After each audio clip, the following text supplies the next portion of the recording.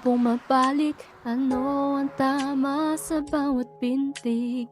Dito papasok ang etika nating ilaw, gabay sa dilim kung saan tayo gagalaw. Sa ilaw ng etika tayo'y maninindigan, sa tama at mabuti di uurungan. Sa isip at puso, sa salita't gawa, etika ang gabay sa ating adhika.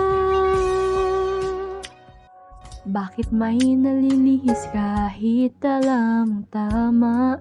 Dahil ba sa takot o sariling pakinabang nadala? Pagitan ng gusto at nararapat gawin, may laban ng konsensya sa loob natin. Dito papasok ang etika nating ilaw, gabay sa dilim kung saan tayo gagalaw.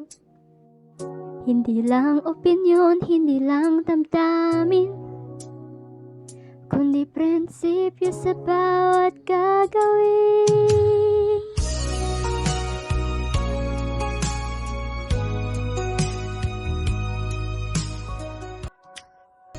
Sa ilaw ng etika tayo'y lalakad, may integridad sa bawat hakbang natatahak, sa tama at mabuti di uurungan. Maaari ang totoo'y pag-usapan, ngunit ang alay dapat panatilihan. Sa isip at puso, sa salita't gawa, etika ang